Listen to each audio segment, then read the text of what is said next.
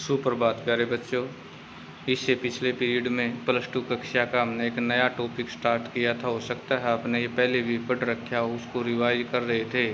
मानव भूगोल यानी प्रकृति और विषय क्षेत्र में भूगोल को मानव की तरह जाना है और उसके जैसे शारीरिक अंग मानव के है, उसी प्रकार से भूगोल के बारे में भी बताया है कि किस प्रकार से मानव का प्राकृतिक कण और प्रकृति का मानवीय कण मनुष्य प्रौद्योगिकी की सहायता से अपने भौतिक पर्यावरण और अन्य क्रिया करता है। यह महत्वपूर्ण है कि मानव क्या उत्पन्न और निर्माण करता है, बल्कि यह उत्पन्न महत्वपूर्ण है कि किन उपकरणों और तकनीक की सहायता से उत्पादन और निर्माण करता है। प्रौद्योगिकी किसी समाज में सांस्कृतिक विकास के स्तर की सूचक होती है। मानव प्रकृति के नियमों को बेहतर ढंग से समझने के बाद प्रौद्योगिकी का विकास कर पाया है। उदाहरणतः घर्षण और ऊष्मा की संकल्पनाओं से अग्नि की खोज से हमारी में सहायता मिली है, यानी आदि मानव ने अग्नि की खोज कैसे की इसके बारे में।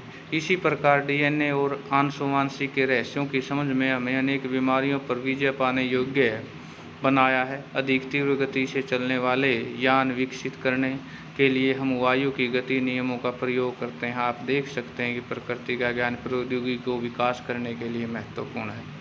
प्रौद्योगिकी मनुष्य पर पर्यावरण की बंदिशों को कम करती है।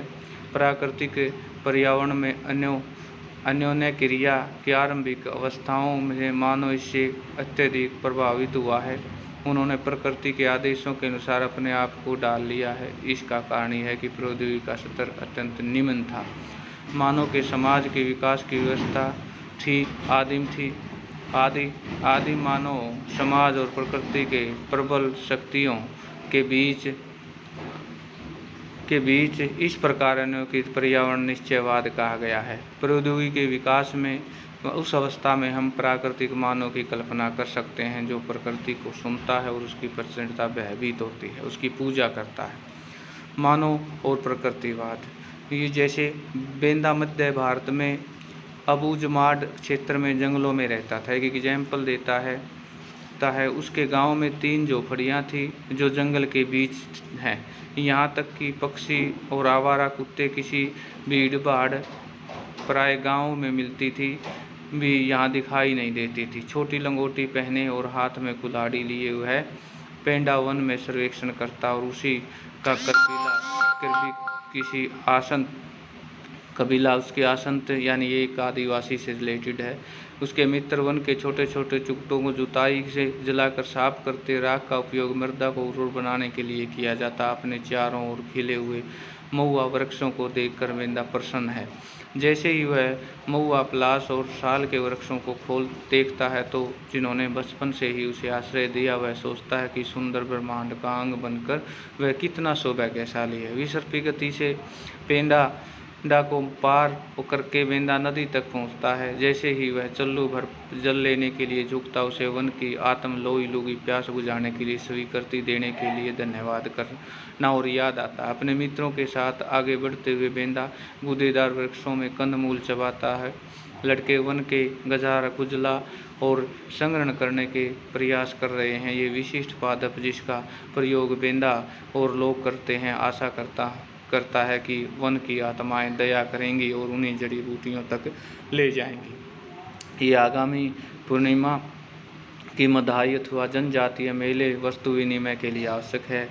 वह अपने नेत्र बंद करके स्मरण करने के लिए कठिन प्रयत्न करता है। अपने बुजुर्गों को उन जड़ी बूटियों को, उनके पाए जाने वाले स्थानों को के बारे में समझाया था। वह चाहता है कि काश उसके अधिक ध्यानपूर्वक सुना होता। अचानक पत्तों की खड़खड़ाहट होती और बेंदा अपने मित्र को जानने के लिए बाहरी लोगों और जंगलों में ढूंढते हुए आए और प्रभावी गति से बेंदा और अपने मित्र के सघन वर्षों के नितान के पीछे हृदय से वन की आत्मा को एकाएक होता है। प्यारे बच्चों, यहाँ पर हमने एक एग्जाम्पल देखा कि प्रकृति से किस प्रकार लगाव होता है इंसान को। वो अपने समान प्राण जीवन समझता है। बॉक्स की कथा मानव की प्रकृतिकरण आर्थिक दृष्टि से आदिम समाज में संबंधित एक घर के प्रत्यक्ष संबंधों के प्रतिनिधित्व करती है। इसे घर में आदिम समाज के संबंध में पड़े प्राकृतिक पर्यावरण के साथ पूर्णतः सामंजस्य बनाए हुए आप अनुभव करेंगे कि ऐसे प्रकरणों की प्रकृति एक शक्तिशाली बल, पूज्य, सत्कार योग्य तथा संरक्षित है। सतत पोषण हेतु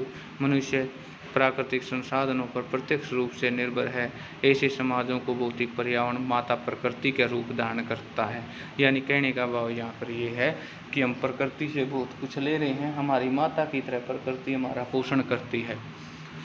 समय के साथ लोग अपने पर्यावरण और प्राकृतिक बलों को समझने के लिए सामाजिक सांस्कृतिक विकास के साथ मानव बेहतर अधिक सक्षम प्रौद्योगिकी का विकास करते हैं और वे भाववत हुआ में स्वतंत्रता की व्यवस्था की ओर अग्रसर होते हैं। पर्यावरण से प्राप्त संसाधनों के द्वारा संभावनाओं को जन्म देते हैं। मानवीय क्रियाएं सांस्कृतिक भूदृश्य की रचना करती हैं। मानवीय क्रियाओं की छात्र स्वर्थ है।